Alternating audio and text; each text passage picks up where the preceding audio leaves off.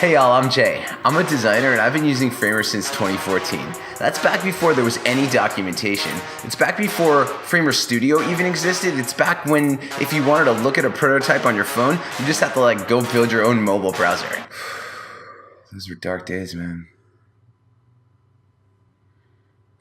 Now, if you're watching this, I'm guessing you know about Framer X. It's a new design tool that brings together code and prototyping and visual design in brand new ways. It's less of an update to Framer Studio than a total reboot, and it feels a lot like those early days I was just talking about because I'm learning everything again from the ground up. So as I figure out how to make things with Framer X, I'm going to also make videos where I share what I'm making with you. Starting right now, I'm going to make a super sweet animated button with Framer X. I got to start somewhere, and there's literally no one watching this who's not going to need to make a button at some point, right? So get your text editor ready. I'm using VS Code, and fire up Framer X if you want to follow along. There's a link to the finished Framer X project file in the description if you want to check that out too.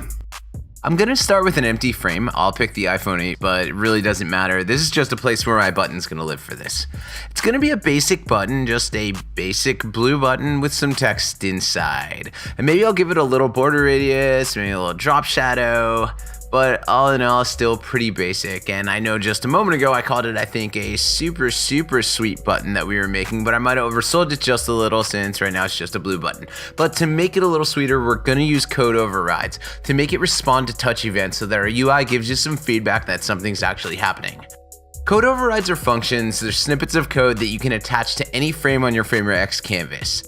I guess they're called overrides because using them, you can override some of the frame's properties and styles with them. They're also good for adding interactivity to your frames and animating things, as we're just about to do right here. So I'm gonna select my basic button and I'll go over here to the code tool, hit this plus and click into the drop down. There's an example file listed here, which is fun to look at and learn from, highly recommended, but we're not gonna look at that right now. We'll just create a new file right here and it should open up automatically in your text editor. So I'm going to rearrange these windows real quick, and you can see that my new override file, it's called app.tsx, is here already with an example override function in it.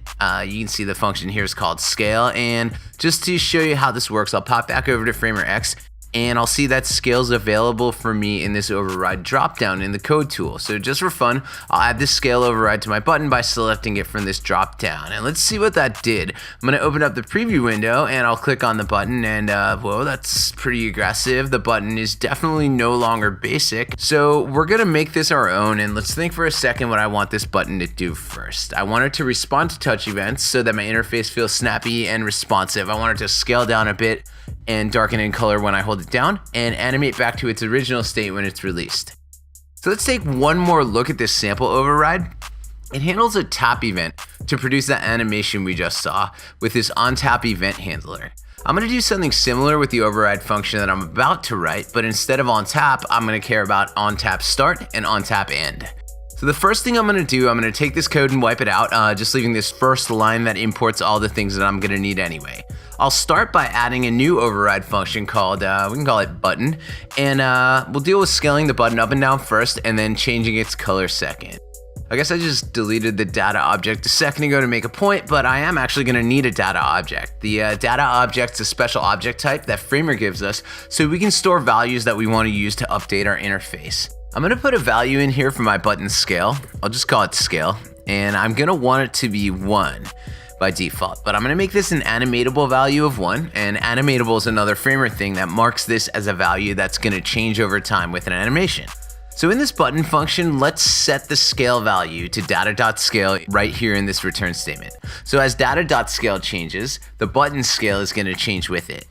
Then inside the on-tap start event handler, I'm gonna use Framer's animate function to shrink the scale down a bit. There are a bunch of different animation curves I could use. There's ease in, out, ease out. I'll stick with that. There are also springs and customizable curves, but I don't need that right now. I'll just use ease out and shrink the button down just a bit to 0.95. And I'll do it pretty quickly, so set the duration of that animation to 1/10 of a second. I'll do the same thing inside of this on-tap end handler, but here I'm animating that data.scale value back to 1. And then back here in the preview window, when I press down on my button, it responds, and when I release, it snaps back. So I'll follow the same steps next for changing the color of the button. In this case though, first I want to make sure I find the hex value of the blue color here, and then back here in my text editor, what's cool is that colors can work as animatable values too. So I'll add color to the data object and set it to this hex value as a default.